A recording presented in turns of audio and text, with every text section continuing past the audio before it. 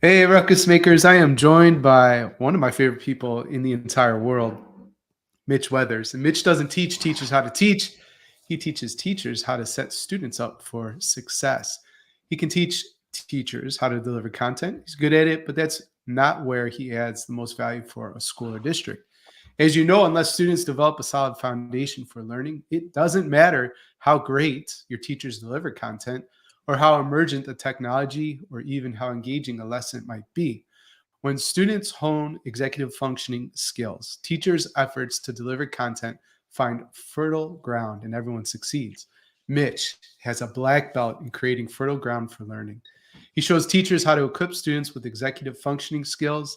It is possible for teachers to engage the most disengaged or disinterested students and set them up for success in school and life. That's his superpower. My friend, Mitch Weathers, welcome back to Thanks the for show. having.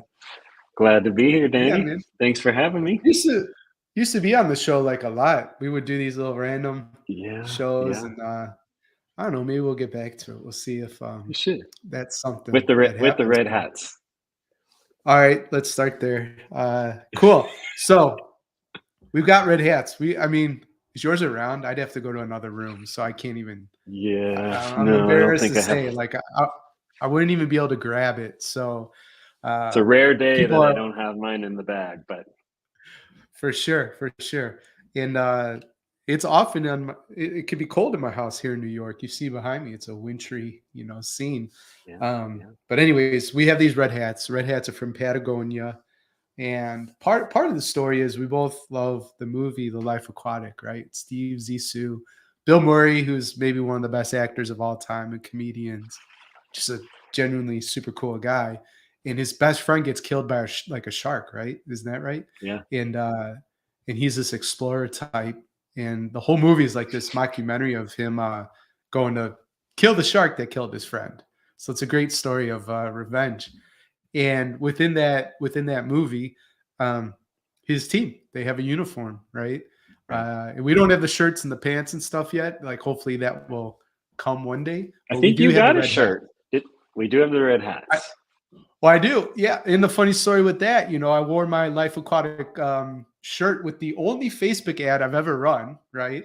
Uh, and somebody left a comment, which is this is. I'm glad I we're telling the remember story. this. They're like, yeah, this lady. She's like, basically, if you want to be taken seriously, you know, you need to dress up, like whatever, right? Like that Is was that pretty why much you her have your? feedback. Is that why you have your Messi jersey on today? Because you got all dressed up. Messi, this is in honor, right, of the Argentine victory with the World Cup. So the podcast is going to Of come out. It's course. about a month after they've won. But yeah, this is why I'm wearing it. I'm like, riding high. I saw him in Barca at Camp Nou, which is Oh, really? huge stadium there in Spain when he was still playing there. And he scored a couple goals, and I've seen him live, and I've just always, found him a fascinating athlete. So all right, that's messy. Back to this lady, dressed professionally, right? And that really bothered me initially. Mhm. And I I'm telling this story because there's a leadership lesson here, which is I should have not posted the first comment, and I eventually took it down. But the first thing I told her is, "You are everything that's wrong with education." And I'm right. Okay. I'm right. I think I'm right. And the thing is, it's like, if I can't wear, first of all, my personality is fun. I'm a ruckus maker. I'm going to do things differently. And like, why are you talking about a cool shirt? You know what I mean? Right. And Right. I'm pretty sure. First, I don't even think she's a school leader, but if she was, I doubt she'd join a program, even if I was wearing a tie. And to me, it's all about creating results, not a resume. You Mhm. could look the part of a leader, but if you're not a leader, like it doesn't matter if you put the suit on or not, right? So that's one thing I want to Mhm. say. I should have paused. I should have taken a breath. I should have read it over and not hit send.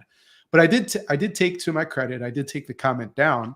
And then what you want to do with critics often is you should just make fun of yourself more, because it really deflates. It takes the air out of their sails. So the better comment that I put is, well, if you don't like this shirt I'm wearing right now, you should have seen what I wore to my wedding, right? And like after that, there's literally nothing she can say. Okay. Right. So if you're gonna say something, ruckus maker, and somebody's gotten under your skin, don't do like I did in that moment. I took it personally, probably because it was my first paid ad ever, but try to have fun with it, or just don't say anything at all, right? So that's Right. that. Back to the red hats. This episode really is about you. But the red hats, so we got the uniform and that kind of thing. And do you want to tell any of the New Mexico story? Like, it's up to you. But Oh, I think yeah, it's a I could pretty tell. good story. So we I think that was your first red First hat live event. experience too, right? Was that where you got your red hat? Or was it before? Uh, Or first I had time? it, but we both had decided. I mean, this is how weird we are. My wife says we have a bromance, by the way. Of But we're like, course, mine hey, too. make sure to pack your red hat, right? Like we're Yeah, yeah, texting you each other gotta have that. your red. Okay. So the So we story is, meet up. everybody, Yeah, yeah, we have our red hats, and we decide Danny's throwing the first live event, kind of almost post pandemic, and we yeah, meet in New Mexico a day or two beforehand. And I was going to help him right. kind of set things up, and we were just going to hang out and have some time together as friends. And we decided to go on this hike, and we of course both have our red hats on, and we end up way out in the Totally. wilderness in New Mexico. It was gorgeous, and we're hiking Yeah. along, and I'll tell the part where we meet the couple, and then you tell the second part. So we're hiking Okay. along, and this I mean, we're out in the middle of nowhere. It's cold too, Right. so there's just not that many people around. Beautiful hike. And Danny and I are in our matching red beanies, and I think we had pretty unkept beards at that point too. And this Yeah. couple comes around the corner on the trail, and if I remember right, she was very friendly Yeah. and like said hello, right? Yeah. Yeah. Yeah. We're Okay. we're trying to And figure so out like, hey, where's the trail, right? that's right. You take it from here. I can't even remember how this all went down. Okay. Well, I'm an All Trails fan, so if you're a hiking, guy or gal, get that app. We found a sweet spot to hike, and the entrance was a little confusing because there was some private property markers too, and we didn't want to break the law and like get on somebody's property. So there was a couple. It was this dude, and he also had a massive beard, and it was disingenuous because we thought he'd be a cool guy. We come out to find later, not a cool guy, right? Yeah, And that's it right. was it was small talk at this point, like, hey, where's the trailhead and this kind of stuff. And they did help us with that. Okay. So they start hiking, we start hiking, they get ahead of us because we stop, take pictures and climb some rocks and this kind of stuff. And we don't know where they've gone. And and oh yeah. So while we were talking about where to start the hike and stuff, did the guy say don't talk to those dudes, or was that just the gist we got? I I can't think that was the remember. gist. Okay. I think He had a very standoffish, like building a wall, like these guys are not to be trusted. And I think to your point when you were telling the story, yeah, she was friendly. This guy cold as ice. And so, anyways, us being us, we started to make up a story about these two people, right? once they And left, what? Yeah, of course, yeah, right? they Yeah. turned So around they and they've walked back to the cars. Yeah. Yep. Okay, yeah, because we did hike. They were ahead of us, and then they passed us going back. And basically, we knew they hadn't completed the hike, so the hike got cut short, right? And Mhm. maybe there That's was right. some beef because this guy's attitude, is not so cool. And so they leave, and then we start making fun of these people, right? Because this not the lady actually, just the dude, like, oh, don't talk to those like really handsome dudes with their matching red caps and amazing beards and like that kind of stuff, right? Like that was the voice and the persona we gave the guy. And Thinking right, there's nobody else around, right? I mean, yeah. yeah, So far, we've only seen these two people, so that we don't have a lot of evidence that this is a crowded trail. Making fun of the dude, don't talk to the handsome dudes with the matching hats and beards. And as we're doing this performance, this woman turns a corner, a very beautiful woman too, by the way. yeah. And she's like, "You two look adorable in your hats." Was she's like, you know, he should have been She jealous, heard right? And it. yeah, she told so, that was the story, out there in New Mexico. So, cool. Great place to start. And, I don't know if you'll be able to answer this or not, so hopefully you can. Is there any way a connection to executive functions through the story we just told? And if there is, Mitch, what would Whew, it be? that's a tough one. That's a It is curveball a there. tough question. That little bit of a curveball. Maybe there's something there with dependable or consistent routines, because that's something I'm reading a lot about organized binder, Um, Yeah. and maybe just the consistency of the uniform. You know what I mean? Like if Danny and Mitch are at an event, you're probably going to see the Oh, red that's hats at some point. yeah. There's definitely, and the other one of modeling executive functions is a part of the whole work as well. So we could weave a narrative there of red cap wearing executive function bearded models or something. Yeah, totally. All No, right. I don't know of any Okay. overt connections, but Okay, just engaging and hilarious story. So I think the moral of the story is be awesome, get a red cap, and if you have opportunity to hike with me or Mitch, like you should totally do it, right? And with your red maybe cap, maybe come to Denver. We'll be hiking there for sure. there So, you go. all right. Well, Mitch, you got this webinar series that's coming up. I think it's 5 parts, if I Hmm. remember correctly, and I believe it's on teaching classroom routines to teach executive functions, right? So, Right. the entry point, who is this webinar series for, and why are you putting it on? What's it for? Well, that's a good question. I think I would say that the series is, it's like you said, it's a 5 part, totally free series. It's going to start January 25th, so coming up here, um, and run for 5 weeks. And it's really for school, I would say school and district leaders, as well as, of course, the teachers out there. Um, and the focus of the entire 5 weeks, if I could, I'll just unpack it a little bit for you. I mean, the key focus and what we will come back to at the beginning of each one is, the importance of teaching executive functioning skills. We'll touch on how historically they've kind of been just left up to chance. And in particular, in this time coming out of the pandemic, if we are actually coming out of it, and just recognizing gaps, interestingly, that are challenges being faced globally all over the world, which is just a really fascinating thing, right? I don't know if we could say globally we've all been kind of in the same place, but most of the schools, districts, county offices of ed, even colleges that we work with are saying the same thing. Like there's these gaps, Mm, and the way to really address those meaningfully and authentically is by building the foundation for learning, which is these executive functioning skills. So we're going to spend some time each session on 6 different skills. The last one will combo 2, and could keep coming back to this idea of or what's the importance of teaching these executive functioning skills. right. Okay. From a high level, like what are some of those six? You could share all six or just a handful, Yeah. but what goes into those executive function skills? Yeah, so some of them, most of them, pretty recognizable. Where we'll start is something called working memory, which of the 6 that are kind of inherent to my work with Organized Binder, and of course will be a part of this series. Um, working memory is probably the one that people are least familiar with, and it's loosely described as the ability to retrieve or access things that I've learned or experienced and kind of hold it in cognitive space long enough to do Okay. something with it. But planning and time management, organizational skills, accountability, self regulation, and goal setting.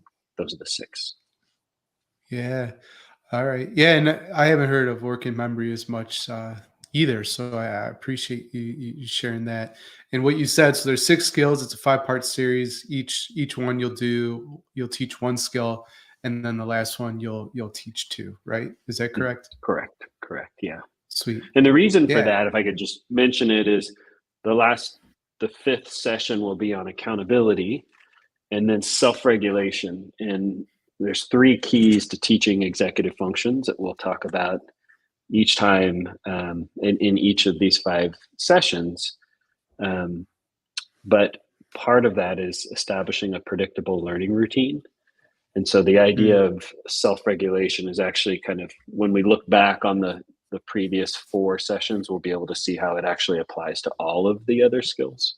So that's why we combo it with accountability, or why I'm doing that. yeah. Cool. That's interesting. So I like that. Like those 3 keys to teach executive function skills, they're consistent through each training. And Correct. I guess a meta level, these three keys should show up in the classroom on a daily basis too. Is that right? Ideally, yeah. Yeah. Okay. The 3 for I've found for teaching executive functions is, 1, just being really explicit or clear. Like, clarity matters with these Yeah. skills. Yeah. 2, establishing a predictable rhythm to the day, that learning routine. Um, and here's the key. The third is modeling these executive functions so I can see them. But the routine, if I see them modeled and I get practice using them in a no stakes way, meaning they don't negatively affect my grade or my performance in the class. These are just skills and habits that I'm trying to hone. The more practice I get with them by virtue of routine, seeing them modeled each day, the more likely students are to hone them. Because what I've found, Gotcha. kind of, I would say my thesis for these 5 sessions is that executive functioning skills aren't actually taught in the traditional sense. They're best learned when they're explicitly modeled, and I get practice with them by virtue of a routine. And to your point, Gotcha. having those kind of tenets be part of every lesson in a classroom, I would absolutely agree.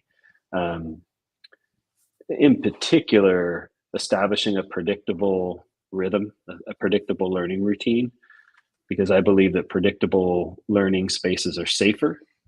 And when students find themselves in that kind of dependability or that predictability, in particular for students whose lives outside of school are anything but predictable, they may be Yeah. more chaotic. Um, when they find themselves consistently in that space, it feels safer. And when students are in safer learning environments, they're more likely to take risks inherent to learning, as opposed to not feeling quite as safe. So, Gotcha. Well, let's take a break really quick for some messages from our sponsors, and when we get back, let's hear a little bit more about this predictable learning routine.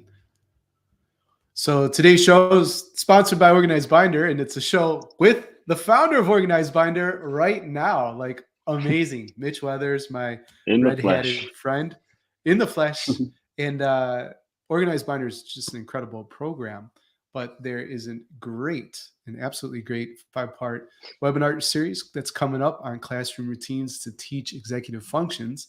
And unless you were asleep for the first half of this podcast, there's a ton of value, right, that you can get there in terms of the skills that will be taught. There are 3 keys to teaching executive functioning skills. And best of all, it is 100% free to attend. You can go over to organizedbinder.com/EF to register. Learn how to successfully navigate change, shape your school's success, and empower your teams with Harvard's certificate in school management and leadership. Get online PD that fits your schedule, and courses include leading change, leading school strategy and innovation, leading people, and leading learning. Apply today at betterleadersbetterschools.com/Harvard. TeachFX helps educators see how their instructional practices lead to student talk and learning in both in-person and live online learning for any subject at any grade level. See TeachFX for yourself and learn about its special partnership options for ruckus makers at teachfx.com/BLBS. All right. We're back with my friend and founder of Organized Binder, Mitch Weathers. We're talking about this awesome 5-part series that he's got going on, Classroom Routines to Teach Executive Functions. And I mentioned before the sponsor break that I'd just like to hear a little bit more about predictable learning, routines in environments. And so, what are some keys, to setting those up? And just making them predictable. And I love the idea that it creates safety in the classroom, and kids could probably learn to trust the experience and that kind of stuff. But could you give us a Mhm. mini masterclass on predictable learning routines? Yeah, I think it starts with really analyzing um, the areas in class maybe that lack predictability or lack the use of time well. So when I think of a predictable routine, a big part of that is the first few moments of the class period in the school or the school day, and then the last few moments. And that came from my own kind of analysis of my own practice early on 20 years ago, and just recognizing that there was just kind of these moments in my lesson where class had started but we're kind of just getting going, some kids still showing up, we kind of have this time. um, but I started noticing that that's like where my classroom management issues were kind of starting to breed. I Hmm. taught mostly multi-language learners, kids from Mexico and Central America, and that lack of clarity could be really confusing for them. Especially if I'm going from in a high school setting, where I teach, it's from class to class to class to class. So if each class functions differently, has a different expectation, of course, what we're learning, the content or curriculum is different. But if just how what some schools we work with call studentness, like just that how things function and what's expected of me looks Right. different, students end up spending a significant amount of cognitive energy, or what I like to call mental calories, just getting through the school day. And so when you create, even if it's just if you're the only teacher on campus doing this, and we'll talk about shared routines in a moment. But of course, what we're learning each day is different. But how we begin, how we end, that's those beginning and ending few minutes, um, how we transition, where do we put our stuff, how, like that kind of just functionality, if you will. If that never changes, then you set students up for success in a unique way.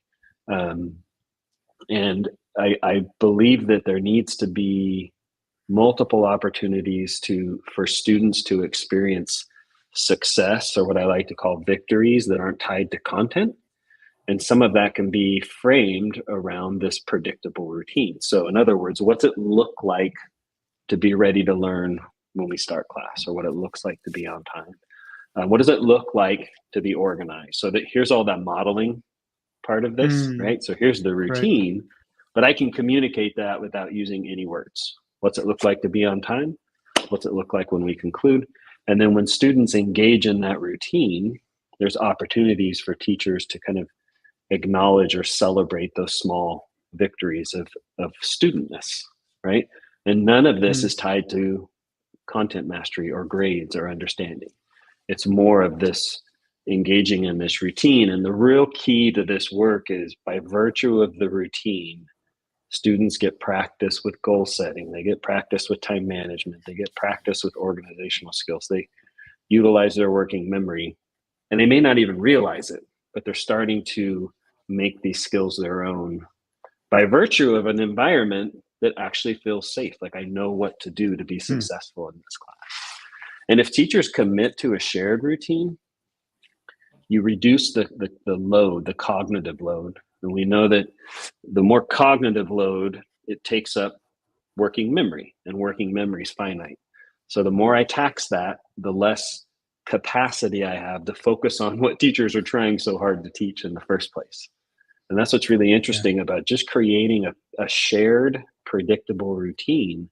We actually create more bandwidth for students to learn what we're trying to teach them.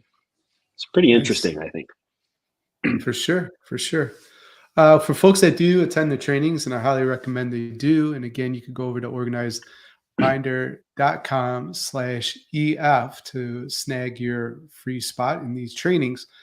What's the outcome, right? Like if there's a top outcome that people are going to get after going through the 5-part series, what would that be? I want I, I want everybody to have that same, to leave with that same clarity. As I mentioned, and research even indicates this, that historically we've kind of left the development of these skills up to chance. Mm, And I have evidence for this. Like I even call it data. And I don't know how many schools or audiences I've asked this same question all over the country for years now. When we're in, learning about these executive functioning skills, but in particular, time management, time and task management. Basically, how do I keep a calendar? I always pause and mm. say, hey, raise your hand if an adult, a caring adult in your life at some Taught point you. when you were a young Yeah. person, yeah, just showed you how to use a calendar. Like, here's how you do it and why. And this is not an exaggeration. I think one person in well over a decade has been like, yeah, it was like mom or somebody, Yeah, brought it yeah. up. And it's the same thing with a lot of these. Like, I had to figure out how to be organized. Well, what we're seeing is that skills formerly learned by students on their own, I'm kind of paraphrasing some research right now. Now it's on the onus of the teacher to teach them, right? Mm. So my hope is that everybody who attends all 5, and by the way, if you just go to that organizedbinder/EF and sign up, you snag your seat and you're registered for all 5. You don't have to like try to come, Do and it we'll 5 just, times. yeah, it'll be easy for you.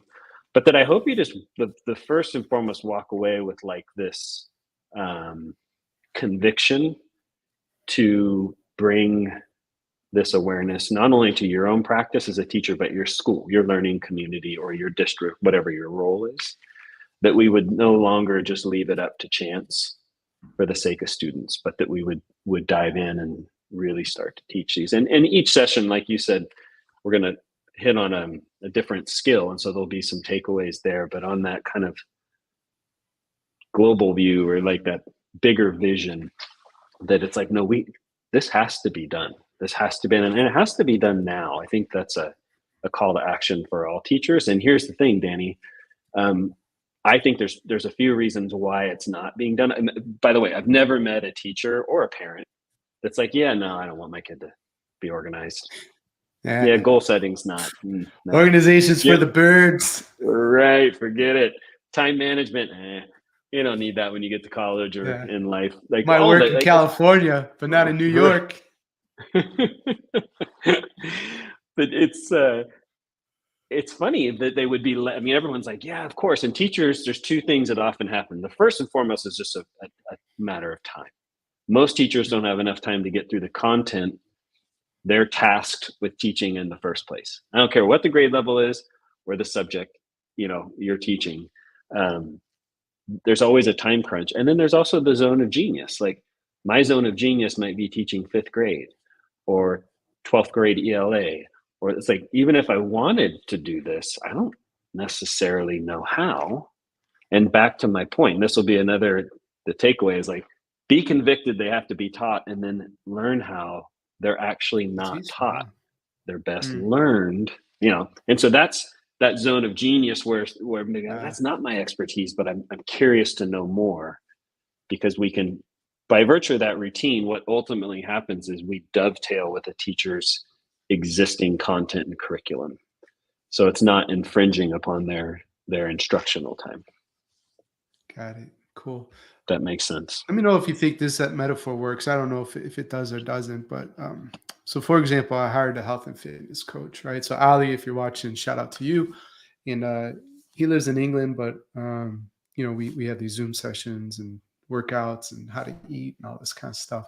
I'm getting good Hmm. results, but part of lifting, like my capacity lift, is getting higher, but for example, with squats, uh, I'm refusing to add more weight until I know I've perfected the fundamentals, right? And have the right Technique. type of form. Yeah, Yeah. technique.